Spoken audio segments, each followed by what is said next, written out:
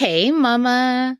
So, one thing that has come up in my community and with my clients is, how do I actually increase my conversion rate when I launch an offer? So, you launch a new offer, or maybe you live launch your offer, but you're not seeing that conversion rate. You're not seeing people convert into that offer. And so, I wanted to really share two mistakes that I see commonly happen and mistakes I've made as a business owner when it comes to launching a new offer. All right, let's get into today's episode.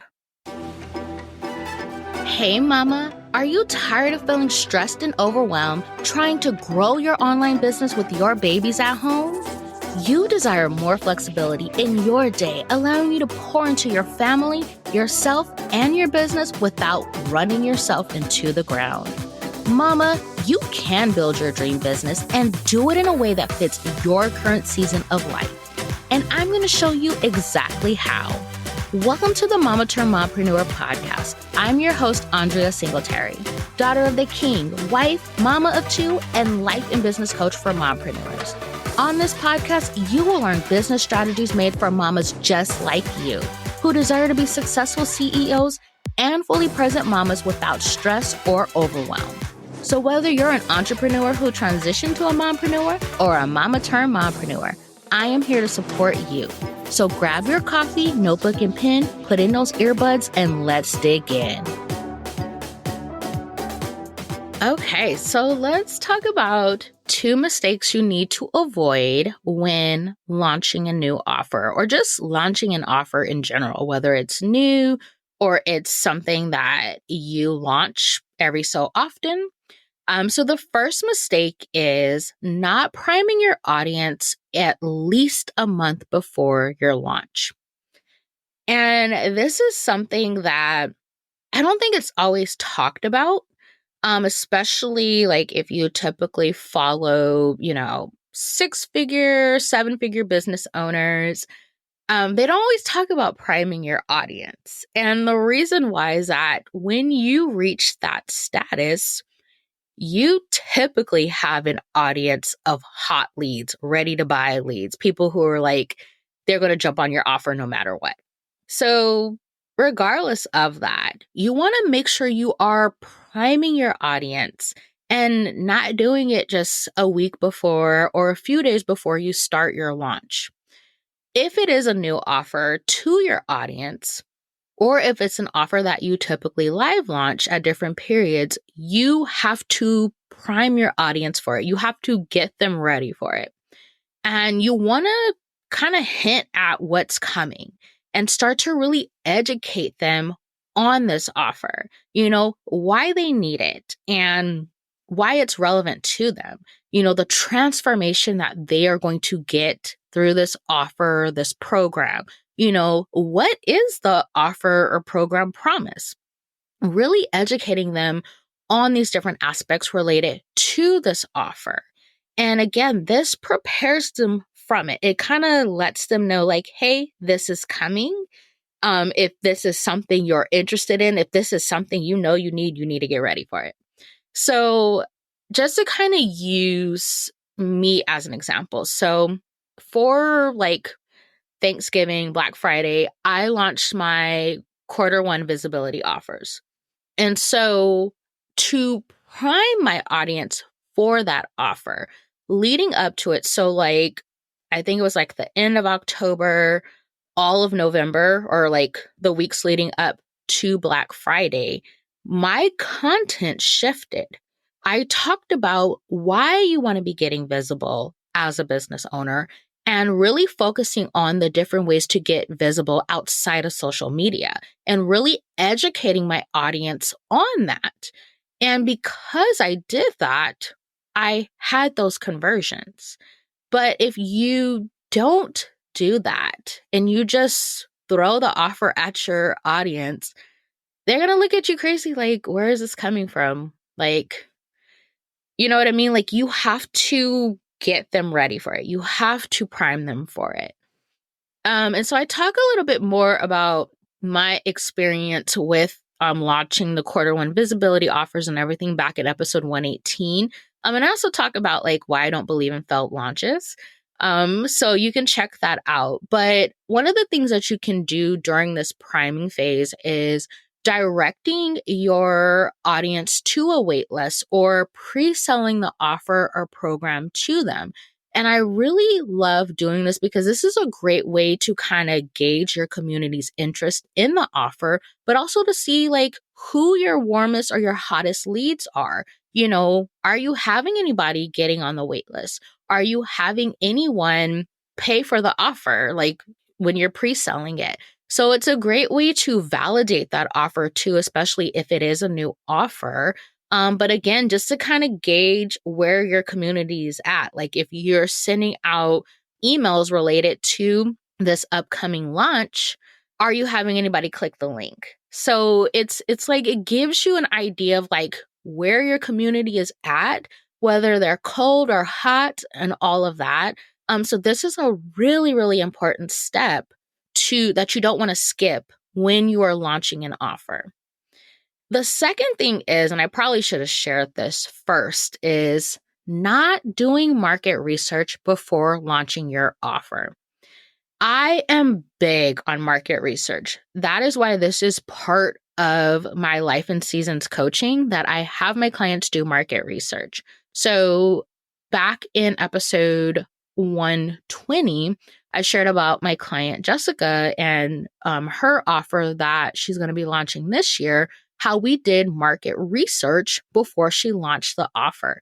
This allowed her to validate that this is something her community is interested in, but it also gave her an idea of kind of like where her community is at, how they're feeling, whether or not they're cold or hot, whether they need some more nurturing and different things like that. And it really gave her so much clarity on where she was at as far as like building out the offer, like what to include, what not to include. It also gave her the language that her community is using specific to their wants, their needs, their desires, their pain points that she can actually support them with. So this is something that we do not skip when we work together in Life and Seasons coaching. And so you can learn more about my one-on-one coaching at mamatermompreneur.com/coaching. But I am big, like even for my business, like before I even launched my Life and Seasons coaching, I did market research. I was able to like really, one, pinpoint what the mamas in my community needed as far as a coaching offer, but also gather that language that they are using to describe their wants, their needs, their desires, their pain points, the transformation that they really want. So you do not want to skip out on this. So like I said, market research is going to give you the exact language that your ideal clients are using. And this is important because when people are listening to your podcast episodes, they're reading your blogs, they are, checking out your social media posts, you want them nodding their head like, yes, that is me. Oh my gosh, you are in my head. I've literally had clients tell me, Andria, like, I feel like you're in my head. Like, you're literally saying everything that I'm thinking and feeling. That's what you want. And you want to know how I did that? Market research. So you want to make sure that you are doing this market research because that's going to save you the headache of trying to like pinpoint or figure out or go through all these reasons why your launch didn't go the way that you wanted it to. You'll know for sure, like, well, it wasn't my messaging. It wasn't that because you're using the exact language, exact verbiage that your ideal clients are using to explain or describe their wants, their needs, and all of that. The other thing is, like, as I just mentioned, is that it really validates your offer and it helps you build out your offer specific to your ideal client. So you're really able to find out specifically, like, what type of help that they need, what type of support they're looking for. So maybe you currently think it's one thing, but after gathering that market research, you're able to see, like, oh, well, it's not that. This is what they actually want. You're able to give them what they actually want, what they actually need and everything. And I feel like that's important because we can spend all this time building out these different offers, but if it's not what people actually want, it's not going to sell. And so doing that market research before you launch the offer will ensure that you are on the right track, that you are actually creating something that your community needs. And then the last thing is that doing market research can generate leads for your offer. Now, let me say this first. When you go into a market research call, it should not be with the mindset that I am going to sell this offer to this person. I'm going to try to convert them into this offer.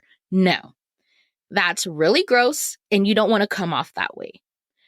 But when you come to them like, you know what, I just want to validate my offer and to see like, you are my ideal client.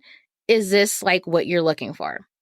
And then you may find that after having that talk with them, and especially on that market research call, like you're asking the questions and everything, and you're gaining that clarity, and they're kind of getting some inside scoop into your actual offer, you may find that they may be like, well, can you send me over the details? Like, I really need this offer. But I just wanted to say, like, do not go into the market research call with that mindset, like you're trying to sell them or convert them into your offer. But like I said, I'm really big on market research. And one thing I want to say too is like, you don't have to do a bunch of market research calls. If you're hearing from 2, 3, 4 people the same thing over and over again, that's the confirmation you need. Like, that's going to validate your offer, because if that many people are feeling that way, other people who are also your ideal client, they're thinking the same way too. So those are the 2 mistakes that you want to make sure that you are avoiding when you launch a new offer.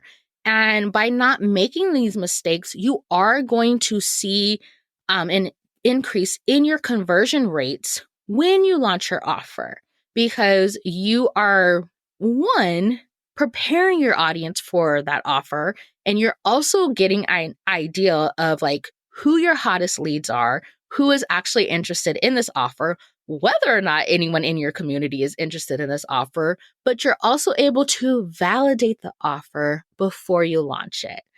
All right, mama, if you are, again, looking for support with that one-on-one coaching, Life in Seasons one-on-one coaching, the applications are open. And this is one of the things that we work on. We really make sure we validate your offer because, again, like I said, that is huge. I've made that mistake many times in my business, and that is partly why those offers flopped, because they weren't what my community wanted. So that is the level of support you get, and we dive into so much more than that.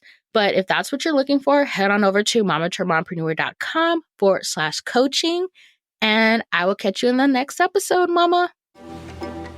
Well, mama, that's a wrap on today's episode. Thank you so much for taking time out of your busy day to hang with me.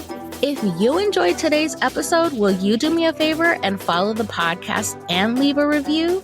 Hitting that follow button and sharing your thoughts about the podcast are the best ways to ensure that other mamas like you find this show. Your review also lets me know if you're enjoying this podcast, so make sure to share your thoughts before you go. All right, mama, I'll catch you in the next episode.